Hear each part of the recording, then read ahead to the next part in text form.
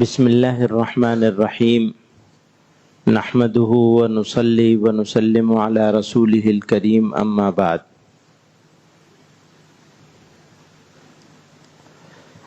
سالوں سے یہاں جمع ہو رہے تھے، وہ شمع ہی اور پروانے ہوا کرتے تھے، آج ہمارے بیچ میں نہیں ہے۔ اللہ تعالی ان کے درجات کو اپنی شان کے مطابق اعلیٰ سے اعلیٰ فرمائے اور ہم لوگوں کو ان کے راستے پہ چلنے کی توفیق عطا فرمائے۔ بیان تو حضرت کا ہونا ہے، اور میں نے حضرت مولانا سلمان صاحب سے بہت درخواست کی تھی کہ میں بیان کا آدمی نہیں ہوں، لیکن حکم ہوا کہ کچھ دو چار باتیں کہہ دو۔ تو حضرت رحمت اللہ علیہ کا سفر ہوا تھا ہندوستان کا۔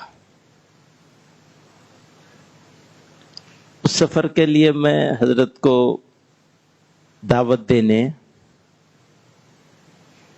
مکہ مکرمہ حاضر ہوا تھا۔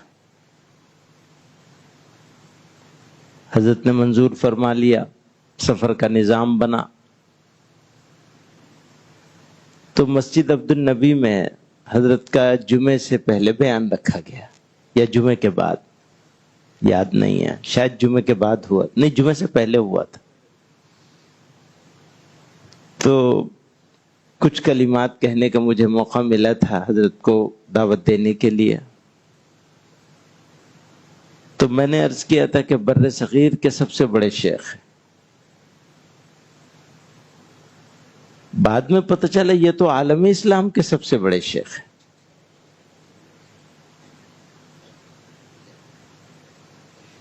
بہرحال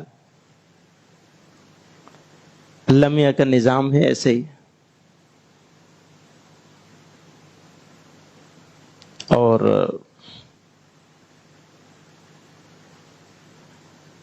بہت جذباتی بات کہنا نہیں چاہتا ہوں، دل میں جو باتیں ہیں وہ زبان پہ نہ آئے تو بہتر ہے، لیکن ایک بات بالکل واضح ہے کہ ایسا لگا جیسے سر سے سایہ ہٹ گیا۔ اب شخصیت تھی، ان کے ساتھ ہماری محبت ہی ہے اور رہے گی، اور یہ محبت ہمارے لیے، ہمارا یقین ہے کہ ہماری یہ محبت ہمارے لیے باعث سعادت ہے اور سرمایہ ہے اور نجات اخروی کا ذریعہ ہے، کیونکہ یہ محبت ان سے کسی اور چیز کے لیے نہیں تھی، اللہ کے لیے تھی۔ اب اس محبت کا تقاضے کیا کیا ہو سکتے ہیں، اس پر روشنی تو شیخ ڈالیں گے، حضرت مولانا سلمان صاحب ڈالیں گے، اور یہاں سب بڑے بڑے لوگ موجود ہیں، ان میں ایک چھوٹا آدمی ہوں۔ لیکن ایسا سمجھ میں آتا ہے کہ اگر واقعی ذرا محبت ہے دل میں،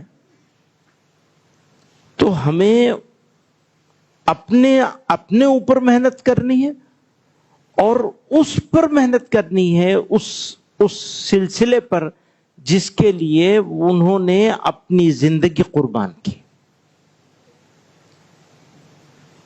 ان کا گھر، ان کا در، ان کا آرام، ان کی راحت، وہ اس کام میں تھی۔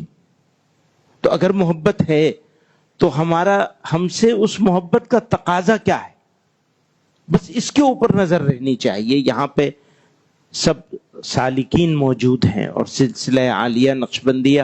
میں بھی ایک بات اور کہنے کو جی چاہتا ہے کہ حضرت امام نقشبند رحمت اللہ علیہ سے نسبت ہے اس سلسلہ عالیہ کی، انہی کی مطلب نسبت سے مشہور ہے۔ نسبت تو حضرت ابو بکر صدیق کے واسطے سے جناب رسول اللہ صلی اللہ علیہ وسلم کی نسبت ہے۔ تو لیکن ایسا سمجھ میں آتا ہے کہ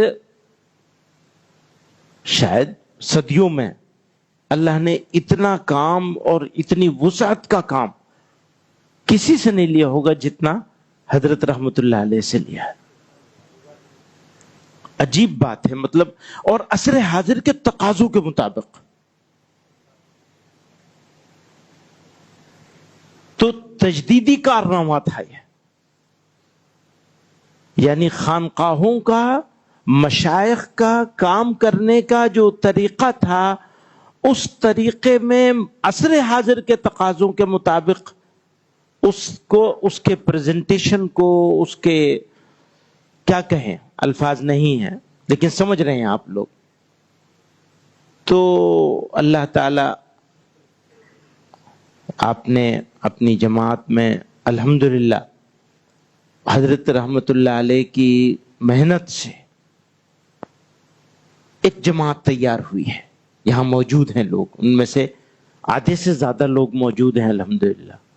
جو نہیں موجود ہیں وہ بھی کام میں لگے ہوئے ہیں، کسی مجبوری کی وجہ سے سب نہیں آ پائے، لیکن اب موجود ہے جماعت. اور یہ جماعت اگر بے فکر ہو جائے گی اور ذمہ داری کو اور زیادہ آگے بڑھ کے نہیں سنبھالے گی تو حق ادا نہیں ہوگا. حالانکہ حق پھر بھی نہیں ادا ہوگا، حق ہم لوگ نہیں ادا کر سکتے. جتنا فائدہ اٹھایا وہ اس ایک مجلس سے جو بدلاؤ آتا تھا، تو اس بدلاؤ کو زندہ رکھنا ہے، باقی رکھنا ہے، وہ مشن سے جڑے بغیر نہیں ہوگا. تو میں یہی درخواست کروں گا. اور